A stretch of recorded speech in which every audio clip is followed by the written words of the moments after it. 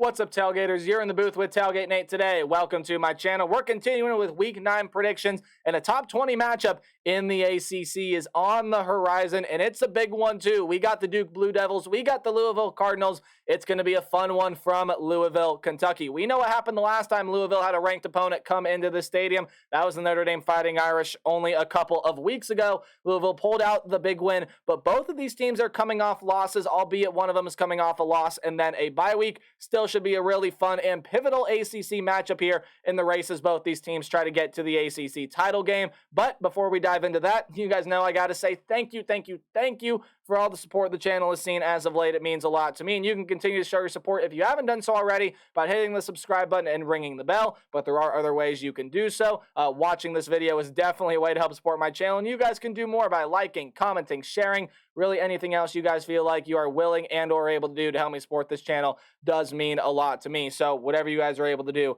I appreciate. Let's dive on in here to this Week 9 showdown. We got the Blue Devils. We got the Cardinals. This is going to be a very fascinating and very interesting game. Are a couple storylines to watch coming into this game, especially on the injury front for not only Duke, of course, we know that one there, but for the Louisville Cardinals as well, a team that maybe has flown under the radar of some a little bit.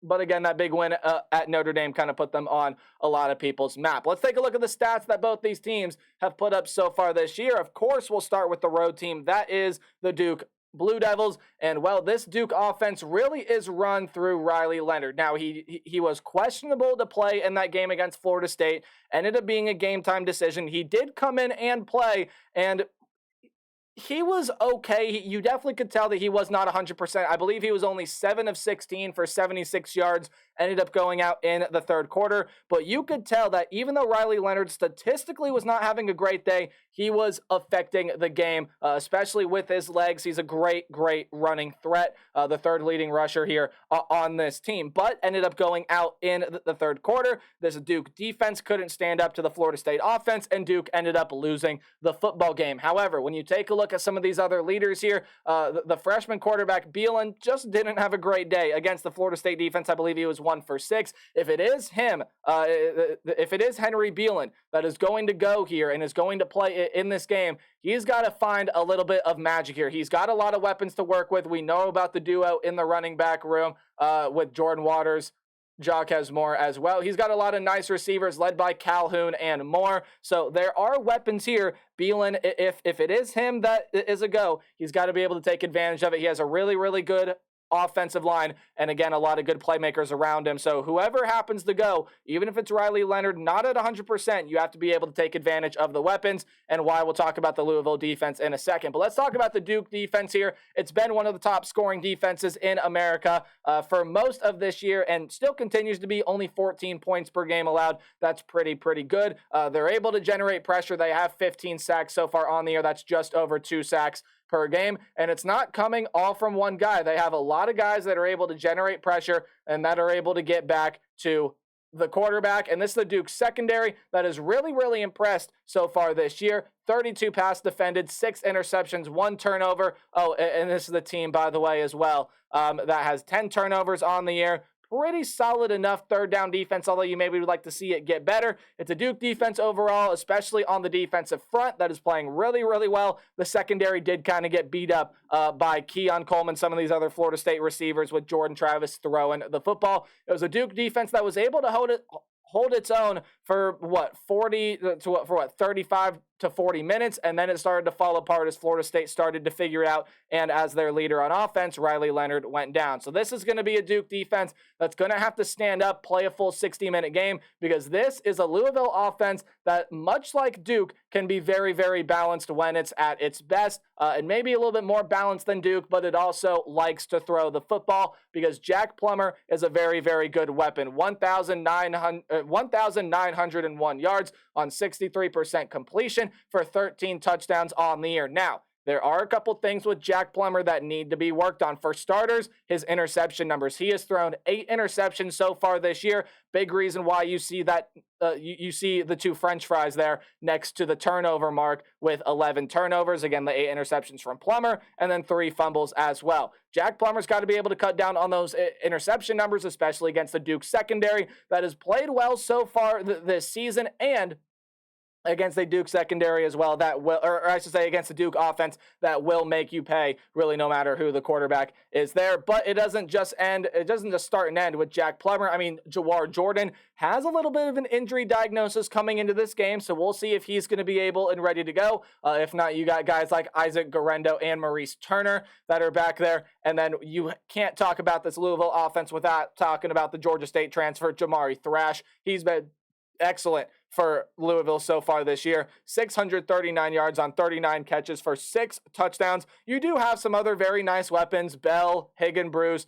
even guys by the likes of Coleman and Callaway have kind of been here and there as well. But it starts with Jamari Thrash throwing the football. He's a very, very dynamic weapon. But it's an offense that needs to be able to cut back on the interception numbers from Jack Plummer, and the offensive line is going to have to do a lot better of a job. But line of scrimmage play is something that Louisville was really, really good at last year on the defensive end. They led the country in sacks last year, and the sack production hasn't always been there for Louisville so far this year. However, it showed up big in the game against Notre Dame. Didn't really show up there in that loss against Pitt, only 1 sack. So this is a defense that's going to need to be really, really aggressive on the defensive front, especially considering that Duke averages almost 200 yards per game running the football. So you got to be able to stop Waters, you got to be able to stop Moore, and you got to be able to stop Riley Leonard if he is the quarterback that is going to go play for Duke in this game. But, I mean, you take a look at that rush yards per game allowed number there from Louisville, only 97.1 yards per game allowed by their defense. They're also a really good third down defense, and much like Duke, they're forcing turnovers. Hey, they forced 14 turnovers so far on the year. They have 3 guys with at least 2 interceptions in the secondary here. That's the likes of Neal, Kelly, and Riley. A lot of passes defended back. Well, not a whole ton of passes defended, 22 of them. But again, they are forcing turnovers, forcing picks, something this Louisville defense is very, very good at. Guys, all this is going to lead me into my what to watch for, keys to the game, whatever you want to call it. Just some things I think you should keep an eye on while you are watching this one. We are going to start with the 20th ranked Duke Blue Devils, as they are the road team. And again, the big question mark coming into this game is, what is the status of Riley Leonard? Definitely tweaked whatever injury he had, and maybe a little bit more in the game against Florida State. And you could tell, even though he wasn't having a great statistical day, even though he maybe wasn't necessarily 100%, he was affecting that game. Just the presence of Riley Leonard affects the way that a defense is able to play and affects the way that a defense schemes. So if Leonard is able to go, that's a huge lift to this Duke offense, and it may lead Duke to be able to win the football game as well. But if he can't go, Beelan has got to get better from the way he played against Florida State. Like I just talked about when we looked at the stats, there are too many weapons on this Duke team for Beelan not to take advantage of. So Beelan can learn from his mistakes against the defense in Florida State. It's a defense in Louisville that forces a lot more turnovers, so he's got to be smart, but he's got to be a lot better than what he showed last week. Offensively as well, no matter who the quarterback is, this is something that Louisville is going to want to try to avoid, right? But for Duke, you got to generate the big plays early, and you got to generate them often. Set the tone, right? Set the tone for how you are going to dictate this game offensively, no matter if it's Leonard, no matter if it's Beelan. Hey, give the young quarterback some shots, right? Run Calhoun on a fly route. Take some shots downfield. Let the offensive line that's done a really good job all year long open up those spaces for Moore or Waters to be able to run through and get a 20 or 30-yard gain. Generate the big net positive plays early and often, and then takeaways plague the L, right?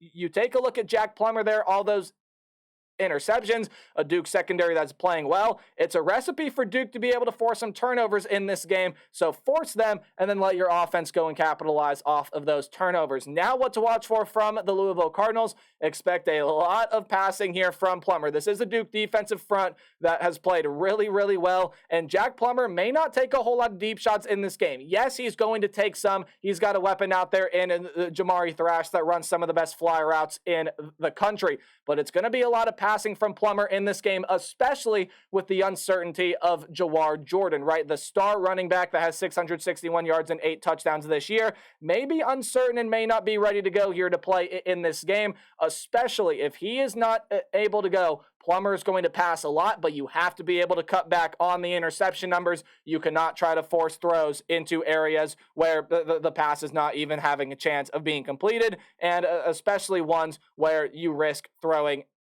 an interception. Defensively, the pass rush is going to need to get home, right? It's been inconsistent for the most part this year. Again, besides the game there against Notre Dame, it really was able to show up. It needs to get home, and it needs to get home in a big way. This is the Duke offensive line that does a really good job at protecting their quarterback. This is the Louisville pass rush that has a lot of great playmakers. It needs to get home, needs to get the quarterback on the ground. And it's time to test the mentality of the Louisville Cardinals. How do they rebound? We've seen the way that Duke rebounds. After the game against Notre Dame, they went out and they thrashed NC State, right?